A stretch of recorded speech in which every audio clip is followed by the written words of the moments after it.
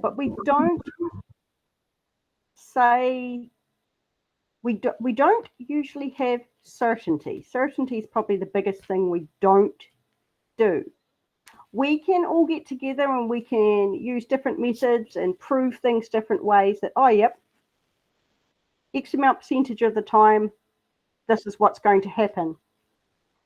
But we can only look at things that can be measured. So there's lots of things that science doesn't look at. And a lot of that gets quite contentious with, say, your faith or things like that. But even over time, I'm a biochemist, and what we've been able to do these days is light years different to what was available, say, when I was at high school, and light years again different to, say, when I was your age, because they just simply hadn't invented the tools. I would spend my days using different kind of lasers to look at cells under microscopes that I've genetically modified to fluoresce to match the right colors, so I can see where they go. So I'm growing up things that I've done that. How we were able to measure and look at proteins in the past would have only been by how we could measure other reactions. Like we could measure things like hydrogen or oxygen. And it got really complicated using mass specs, because when we could use a mass spectrometer to see where the hydrogens and the oxygens and sometimes the carbons were, we could do lots of complicated maths and calculations and figure out, okay, that's the shape the protein is most likely to be at that point in time. Now, as we've improved lasers, microscopy, genetic modification, all that, and crystals, like freezing, making crystals, we can actually grow proteins in all these different shapes. And then AI's come about too, and we're able to speed up projects that by hand probably took us 5 to 10 years, with not exaggeration. They can now give us a base starting point. You know, when it's new, they don't have everything. A base starting point that might shave off at least 3 or 4 years worth of finding the right start point.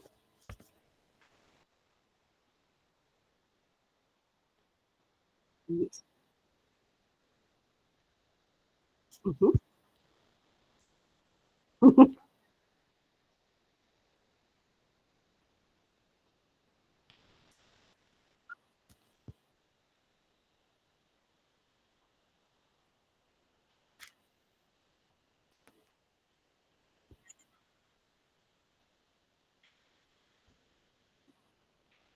Yes, one of the programs that I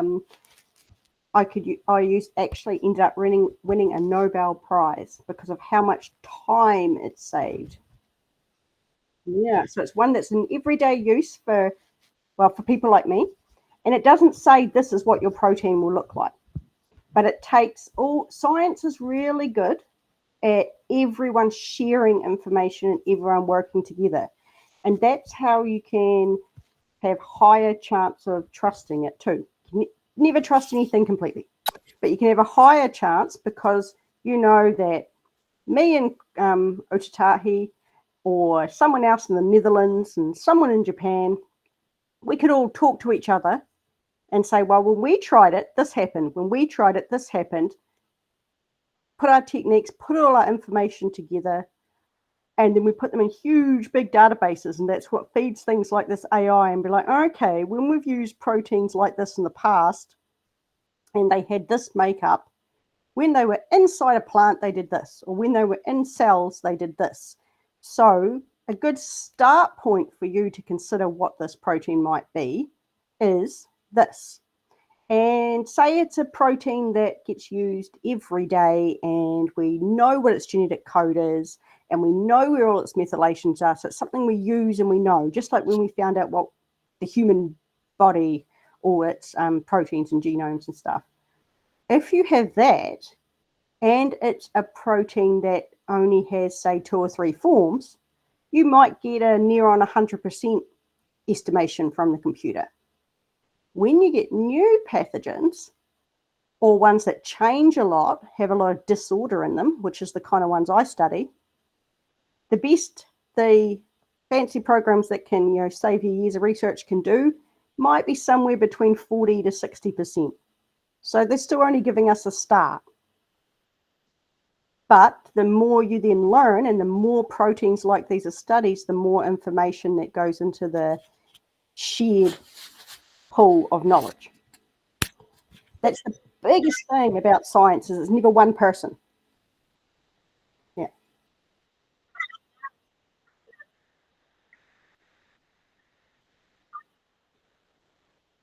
Yes. Yep.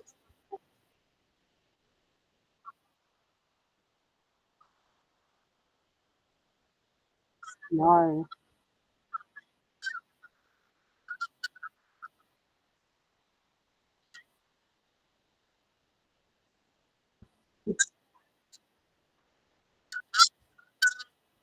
We write reports and we write in journals. We write books. A lot of like your big science books, say you'd have at university and stuff, are written just by working scientists. That's how they get updated. You'll get asked, oh, can you write a chapter on this if it was your speciality? And then 20 other scientists will peer review it. Even getting your qualifications. Say when I did a thesis, because when you do your thesis, not you're creating new knowledge that hasn't been made in the world. So your particular supervisor might actually not know that knowledge either. So usually you get someone in your country, like we've got someone in New Zealand and someone from overseas who's an international expert enough in this field that they can go over your work and decide if it meets the bar of, providing new knowledge and being relevant. And that's kind of what we do with everything. Another way is we do conferences.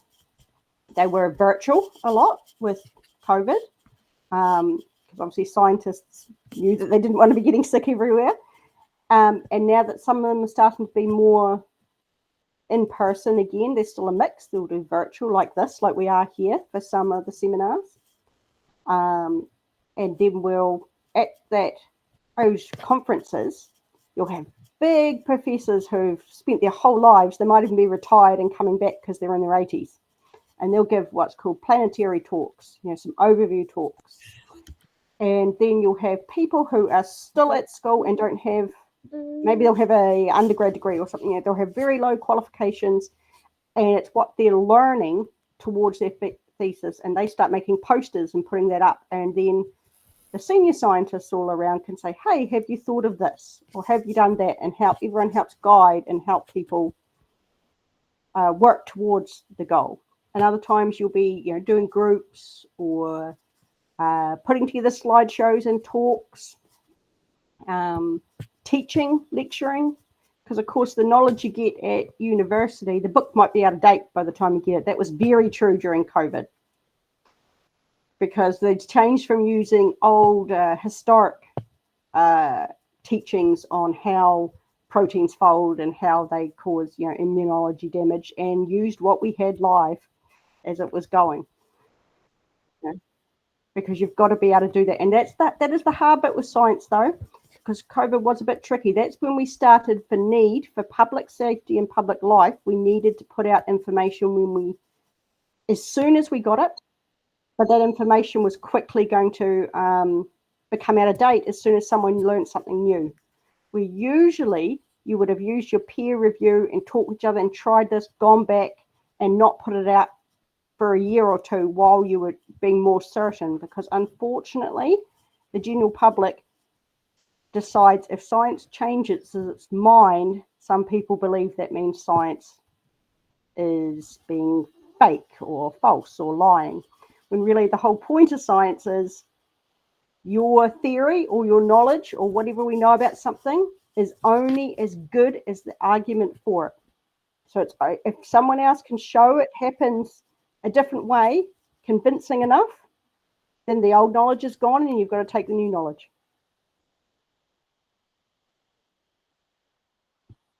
Nope. Nope. No. It just means you've all grown. Yep. But, yeah. Mm-hmm.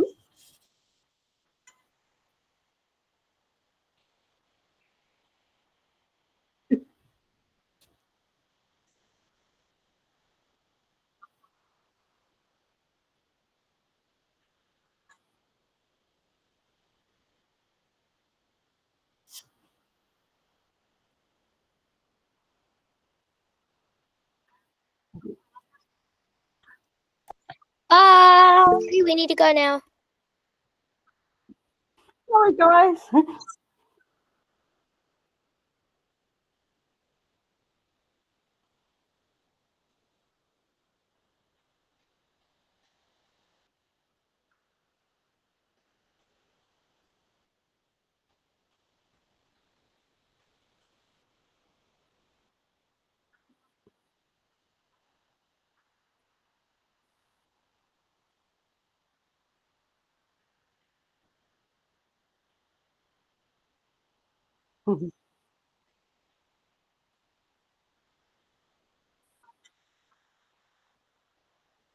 Yes. Oh, yeah. Okay. So, um, mm, mm, is the particle accelerator true? Sorry, I couldn't hear that. Do you know about the particle accelerator? Particle accelerator, was it? Yeah. What did you want to know about it? Yeah, I want to know more about it. I already know about it, but I want to know more about it. Oh, that's probably not a 2-minute question. Yeah, that was probably one we could do a whole talk on, eh? And it sounds like you might be able to do a slideshow or a talk for your class on it. Great. Yeah. Yeah.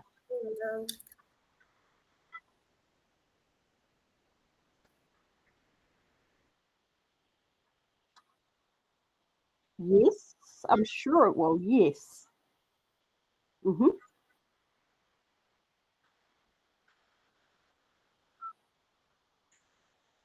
Mm-hmm.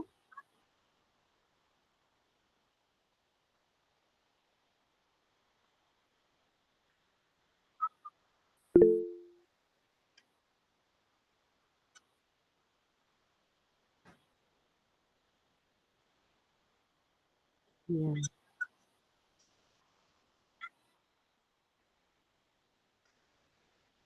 And that's much more complicated than people think. Yeah.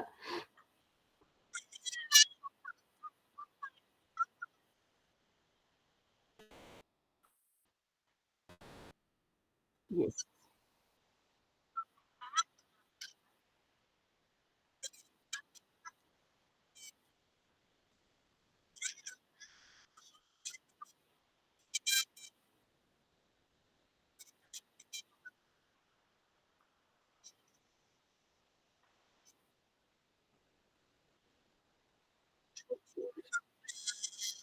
In general, and yep, in the lab. Okay. Well, we're all really, really trained, and we're trained to know we can deal with certain levels of fires or certain levels of gas leaks before we just block up the rooms and call the professionals who have all the other gear. But whenever we're working with something dangerous, safety is definitely the first thing, especially if we're working with something new because, well, we don't know what it's going to do yet. And there's lots of examples in history where, unfortunately, the safety of a scientist was never really considered. And we've had lots and lots of examples of that. It's still possibly that way because you can't have a consideration for something that you don't know about yet. But we put in more and more safety guards. Like in the old days, did you know when they were doing experiments and trying to get just the right amount of a liquid or a chemical into something, scientists would have to use their mouths. They would use mouths to take up the pipette. And could you imagine how bad that would go, say, if you had something radioactive in there? And we don't do that now. And we have much more safety protocols. We can't even work in labs all by ourselves unless we have it set up so that we're going to push a buzzer every certain amount of minutes or do things like that so people can tell that we're safe. And we have lots more sensors and alarms, and we have extraction fans, all these things that even at the start of my science career, we didn't. So, and Canterbury University is a good example. It even has its own fire station on site because of the engineering and science department. So we can do what we're doing lots more. But if it's something goes wrong that's being published or sent out to the public, like that on the publishing side, then it can get retracted as well. It can get taken out. Or you might even notice in your own paper, oops, I think I've actually done this calculation wrong. And you can edit and add it up and change it to make sure, and it links in, so you make sure whatever you get should have the most up-to-date information. So both ways, we look after each other.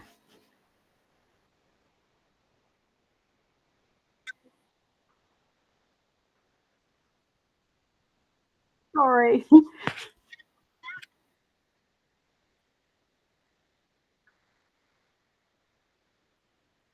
Yeah.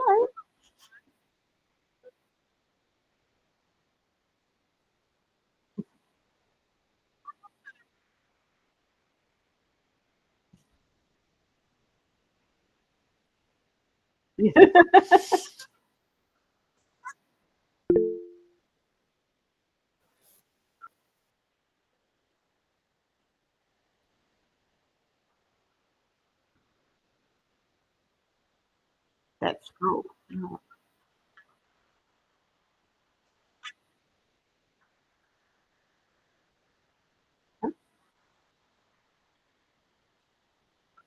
Okay.